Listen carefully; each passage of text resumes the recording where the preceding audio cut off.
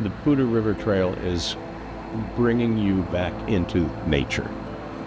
You're in a suburban area, but you get on the trail and you just basically melt into nature. It's a place where you can kind of get away from everything. You get down near the river, you hear the river and the wildlife and the birds chirping. I think it's really an escape. And one of the good things is you don't have to get in your car and drive 4 or 5 hours. There's always something different to see there. You can stop and you can sit and you can watch one bend of the river and you'll see a different bird species that you haven't seen fly through there different time of year. When people want to know where's somewhere fun I could go for a day hike, they're often surprised to find out that in their very own backyard, there's this wonderful stretch of a ribbon they can take that'll get them close to the river and just being kind of away from the commotion of the city for a while. The trail is a great partner to the river that works so hard for all of us day in and day out.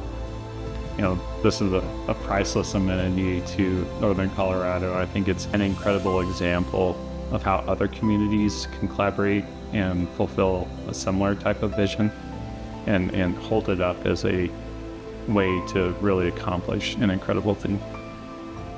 One of the best things that ever has happened to me is to be associated with the construction of the Poudre River Trail.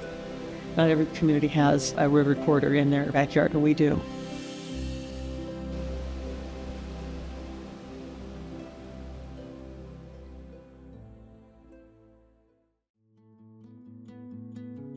This is like building a railroad. You know, you have to have a line between point A and point B. And for us, there's really no choice about where to put a trail. It has to be on or close to the river. Back when we first started and we put that master plan together, there were only 13 landowners between Windsor and Greeley. But 13 landowners is all we had to do. So if we hadn't done it and started in 1995, it would be impossible to do today to try to get that many people cooperative. We were so focused on getting the trail done because every little piece of trail that we got done, people started using it and they get so excited about, gosh, this is great. When is the next piece going to be done? So there was a lot of education required. There was a lot of persistence. The thing that has been totally amazing to me about the Poudre River Trail is that those entities never really had a disagreement about anything. And, you know, every once in a while we'd need money from one or a dedication from another. They were all so cooperative. The partnerships with Great Outdoors Colorado, GOCO, providing tons of money, and organizations like Rotary and some big donors like the Toyntons and the Halls. It's just been amazing. When we needed something, we always found a way to get it, or somebody stepped up and said, I'll take care of that. You're working on something that's bigger than you, that's going to have a legacy that's going to carry on for generations. So it's an investment in a really special place that you're able to conserve for generations. We fished Poudre River forever, so I've been around the Poudre River for a long, long time, and this allows me the ability to be part of sustaining what we have available and keeping the benefits to other people and allowing them to enjoy the river as much as I do. When I look back at the group like Fred Otis and others and Mike Ketterling that started this movement back in 1994, and they're passing the torch, how do we take what they built and how do we make it better for future generations? I have great reverence for those who developed the trail in the first place and had the vision and put this all together. It's a gem of Northern Colorado, and maintaining that gem is super important. This is one of those projects that you fall in love with, and when you fall in love with it, you want to do what you can to make sure that it carries on. And it's a great example of not just for the trail, but for anything that's really important in your world. If you get the right people on the boat with you, you can go pretty far. So in 1995, it was like a private thing for farmers. And today it's open and accessible and the public can see it. It's an amazing transformation over the past 30 years. Part of my job is also getting those calls of what people have seen on the river. I'll go out and see if someone's seen a river otter on the Poudre, and usually it's a mink, but it's still fun to see them. We've had bears, mountain lions, moose, and elk, and even this year we had moose and elk on the Poudre River and not too far from the trail itself. Everybody's got a different way of connecting to nature, but I think that's what we're all chasing out there is that connection to nature in whatever way we try to connect. I've seen lots of different wildlife out on the trail. I've seen coyotes, foxes, lots of white-tailed deer, lots and lots of turkeys. This corridor is really helping to preserve this area and habitat for all wildlife. Probably the most dramatic experience I had with wildlife was riding past a pasture, and I had a hawk fly up out of that pasture with a snake in its talons and flew right across the trail in front of me. It was an awe moment. I see foxes. I see there's been skunks, raccoons. I mean, it's a nature trail that has not been urbanized.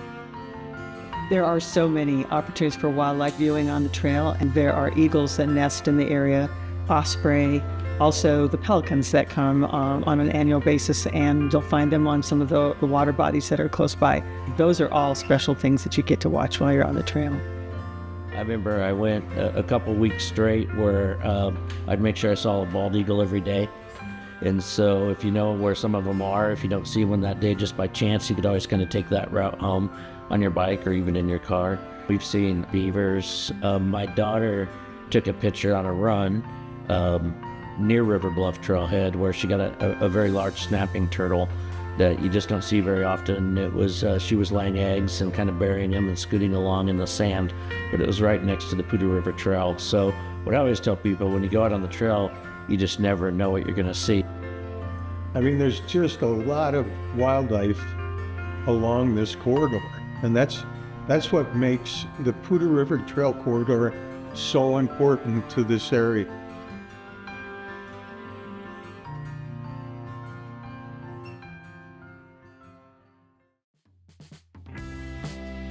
On the Windsor side of things, they have Treasure Island Demonstration Garden.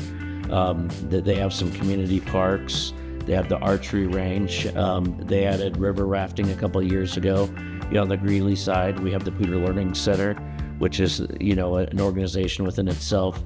And then we have Poudre Ponds where people can fish and kayak and paddleboard and things like that. Well, the Poudre Ponds were restored just recently and have been recreated more into a natural area to the point where there's more fishery locations under the water and allows for better habitat for the fish themselves. There's lots of stretches of the river that are not accessible. Some of it we want to leave alone, but we want to give more access to the trail to folks to come down and enjoy the nature. We've created this great thing and it keeps getting better. The overall experience as a cyclist to be able to utilize that trail instead of streets and highways is a huge plus for me. Eastman Park's really an incredible location that was originally created through an incredible donation by the Eastman Kodak Company. They donated that 52 acres to the town of Windsor with the intent that it become a community park. 20 years ago, we developed 5 or 6 soccer fields on the north side of the park, including a skate park. So we're excited to keep continuing that incredible amenity to the community. With the creation of a wetland, there's going to be a boardwalk for people to access and fully immerse themselves into that wetland and really see the abundant wildlife that the entire corridor supports. When we develop the river experience, we also increase parking capacity. We really do consider Eastman Park to be a major trailhead, and we see a lot of people meeting and convening there to jump on the trail. One of the things I'm proud of is the Red Barn area where we just dedicated what's called a granary, kind of a picnic gazebo, and it was dedicated for Doug Lockhart, who was an avid supporter of the Poudre River Trail. And along 71st Avenue there at the Red Barn, we want to improve the campus area around it. We want to improve the parking. We want to improve some of the picnic exposure There are a lot of people that go to the Red Barn today and just take pictures because it's a very picturesque area, and I'd like to see that improved from that direction. I had seen a TED Talk by Ole Kasau in Copenhagen, Denmark, on a program that he started in 2012 called Cycling Without Age. And so I thought this would be a great way for us to start a Cycling Without Age program with the Poudre River Trail, which we did. For those people to get out and get on a bike, get the wind in their hair, and to see stuff, see the flowers and the plants, and it's just a fabulous experience. I get a lot more out of it than the people I give rides to. That group of pilots for our trishaws, they're probably our most dedicated group of volunteers that I've ever seen. They really bring a lot of joy to a lot of people, giving 400 rides per year. I think right now it's one of the crown jewels of the Poudre River Trail corridor.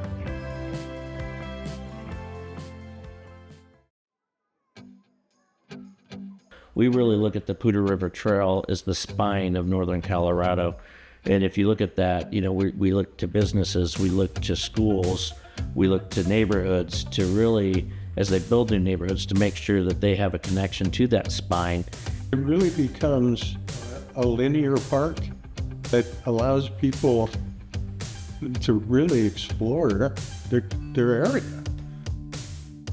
We're about halfway through the useful life of the existing trail system, and so we need to start looking at how we replace that and have it be a seamless transition for the hundreds of thousands of trail users that use it every year, and come to know that Poudre River Trail is an amenity that they can count on for years and years to come. We have our Going East plan, which is really what we call the final 5 miles, to really expand from the east edge of Greeley to the confluence where the Cache de la Poudre River dumps into the South Platte River. That's about 5 miles, and when that's complete, that will give us 50 miles of trail. Of course, he's looking at building a trail to the west, which would connect into the Poudre River Trail. We've also been talking with Evans. They're looking at a trail that would move along South Platte River and a connection with the Poudre Trail there at the confluence. There's just a ton of opportunity, and I think that's the legacy that we'll leave with the trail is really once that last part is completed out east. Even the people that develop property have determined that it's important for the success of whatever development is close by that they have the ability to access trails. And Larimer County just has one little piece to finish, and you'll be able to basically get on the trail in Idle Grove and go all the way to Ted's place. The river trail, just like the river, it knows no boundaries. And to have this contiguous ribbon of concrete for 44 miles that people come from all over the state, all over the country to experience. The connectivity creates so many opportunities. It really is a huge economic driver for the region, but really just creates a comfortable place where people want to be and they want to enjoy. This river and that completed trail from Greeley to Fort Collins, that connection I think is important because it will help folks get that sense of adventure and connect more with nature.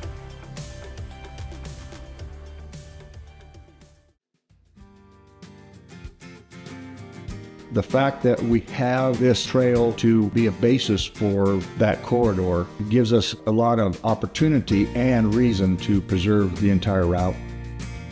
The city of Greeley has a Poudre River restoration initiative, and we're talking about enhancing the flow of stormwater that goes into the river and then restoring the health of the river in itself, bringing it more back to what it was originally before the urbanization of the city came around.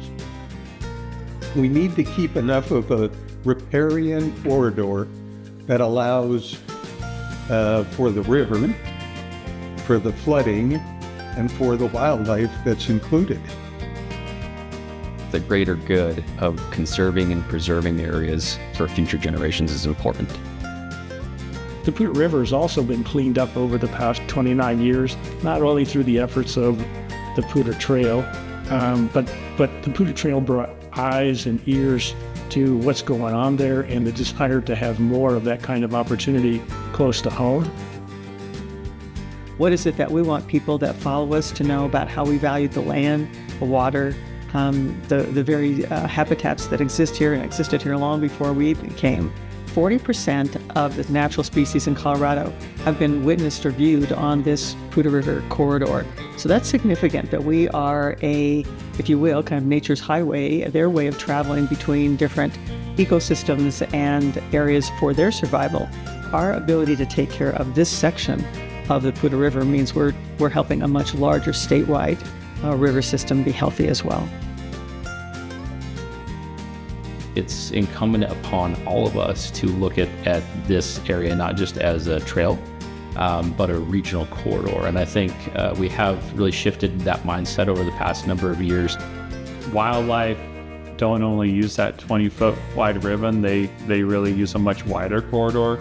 And I think that's an opportunity into the future to look at ways that we can ensure that the corridor is much wider and includes the entire river and is really ensures that the centerpiece of this Poudre River corridor is the Poudre River.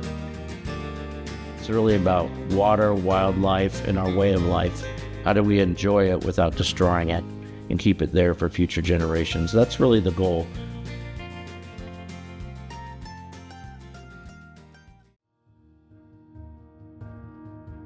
When you volunteer, you get back so much more than you give in lots of ways, intrinsic ways, but also in the friendships and the partnerships that you develop with those that are on the journey with you. We're really in the people business here to attract people to it, to enhance their enjoyment of it, to encourage their care of it. It's because of the board's brilliance and leadership over the last 30 years that this trail even exists. We've created this great thing and it keeps getting better. We maintain it well. A lot of people enjoy it. With the population growth, it gets busier and busier. So we're looking to start a trail ambassador program. If the community or the communities that the Poudre River Trail goes through have the Poudre River Trail and the Poudre River Corridor and conservation and outdoor recreation and wellness as part of their value set, then we're going to do the right things and we're going to protect the most important places and steward those well.